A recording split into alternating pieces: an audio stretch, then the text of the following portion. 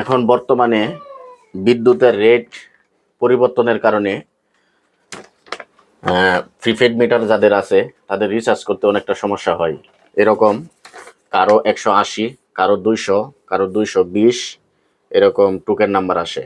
যাদের 200-র উপরে, 180-র উপরে 220 অথবা 200 টোকেন নাম্বার আসে, তারা কিভাবে মিটারে ঢুকাবেন, টোকেন নাম্বারটা রিচার্জ করবেন, সেটাই আমি আজকে ভিডিওর মাধ্যমে আপনাদেরকে দেখানোর চেষ্টা করব। একটা মোবাইলে রিচার্জের পরে মোবাইলে মেসেজের মাধ্যমে এটা আসে। এটা আমি ঢোকানোর সুবিধার্থে আমি বিদ্যুতের অফিস থেকে এটা প্রিন্ট করে নিয়ে আসছি। আপনাদেরও যদি সমস্যা হয় তাহলে বিদ্যুতের অফিস থেকে এরকম একটা প্রিন্ট কপি নিয়ে আসবেন, এসে তারপরে এটা টাইপ করবেন।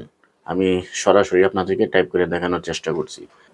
আমরা হাতে কলমে একদম ঢুকিয়ে তারপর দেখানোর চেষ্টা করছি। চলেন আমরা বাস্তবে শুরু করি। এটা হচ্ছে টোকেন নাম্বার। এটা বর্তমানে সমস্যা হচ্ছে যাদের 220 নাম্বার অথবা 200 নাম্বারের টোকেন আসছে, তারা এইভাবে ট্রাই করবেন, আশা করি হয়ে যাবে, সাকসেসফুল হয়ে যাবেন। তো এখানে প্রথম সংখ্যাটা আমরা ঢোকাবো, প্রথম লাইনটা। এখানে 20টা শব্দ আছে, 20টা অক্ষর আছে, এগুলো আমরা প্রথমে টাইপ করব। 4 6 9 0 5 4 3 4 4 7 9 4 6 3 8 1 6 8। গুড।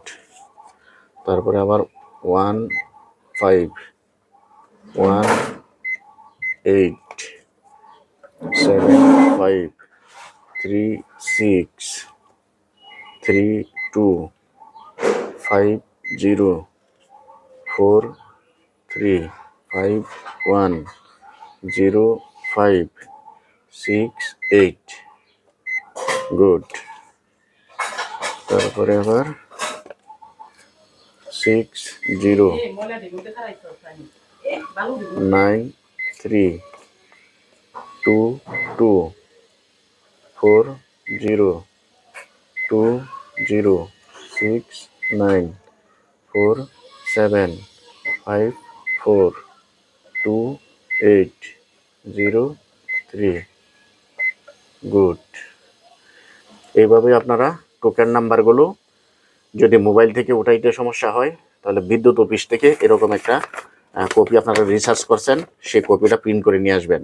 এখানে 20টা করে নাম্বার সারিবদ্ধভাবে দেওয়া আছে। এই একটা সারি টাইপ করে ওকে দিবেন।